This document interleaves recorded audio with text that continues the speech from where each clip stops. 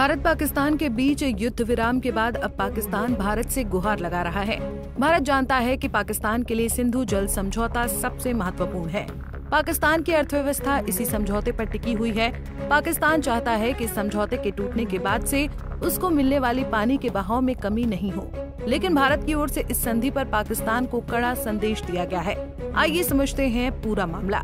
दरअसल इस मुद्दे पर भारत के विदेश मंत्री ने अपनी प्रतिक्रिया दी है। उन्होंने कहा कि हमने आतंकवादी ढांचे को नष्ट करके जो लक्ष्य निर्धारित किए थे उन्हें हासिल कर लिया। चूँकि मुख्य लक्ष्य हासिल कर लिए गए थे, इसलिए मुझे लगता है कि हमने उचित रूप से ये रुख अपनाया है, क्योंकि ऑपरेशन की शुरुआत में ही हमने पाकिस्तान को ये संदेश भेज दिया था कि हम आतंकवादी ढांचे पर हमला कर रहे हैं, न कि सेना पर, और सेना के पास ये विकल्प है कि वो बाहर खड़ी रहे और हस्तक्षेप न करे। उन्होंने इस अच्छी सलाह को न मानने का फैसला किया। एक बार 10 मई की सुबह उन्हें बुरी तरह से नुकसान पहुंचा। सैटेलाइट तस्वीरों से पता चलता है कि हमने कितना नुकसान किया और उन्होंने कितना कम नुकसान किया। ये स्पष्ट है कि कौन गोलीबारी बंद करना चाहता था। We call cessation of firing and military action. We achieved, the goals which we set out to do by destroying the terrorist infrastructure in Bahawalpur, Muridke, Muzaffarabad and other places. So after that, I think since the key goals were achieved, I think we reasonably took the position because even at that start, at the start of the operation, we had sent a message to Pakistan saying we are striking at terrorist infrastructure. We are not striking at the military. So the military has an option of standing out and not interfering in this process. They chose not to take that good advice. Now, once they got hit as badly as they did on the morning of May 10th, and all of you have seen the, today the satellite pictures which actually bring out very graphically how much damage we did. By the way, the satellite pictures also bring out how little damage they did. So these pictures, I think, will tell you what a hit they took. And the same people who are not willing to stand down on 7th May were willing to talk and stand down on the 10th of May. It is very clear who wanted the cessation of firing. Bharat जानता है कि पाकिस्तान एक ऐसा देश है जो अपनी हरकतों से बाज नहीं आएगा। भारत पाकिस्तान के साथ किसी भी तरह के संबंध नहीं रखना चाहता है।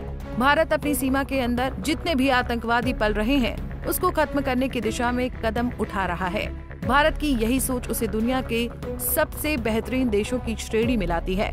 भारत जानता है कि पाकिस्तान में सेना के अस्तित्व को बनाए रखने के लिए सबसे ज्यादा जरूरी है कि भारत में आतंकवाद को लगातार फैलाया जाए, जिससे भारत की आर्थिक प्रगति और शांति को बाधित किया जा सके।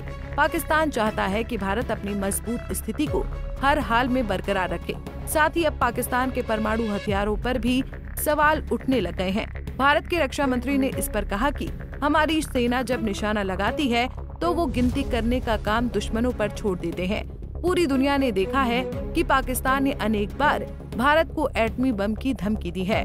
उन्होंने कहा कि पाकिस्तान के परमाणु हथियारों को IAEA की निगरानी में लेना चाहिए।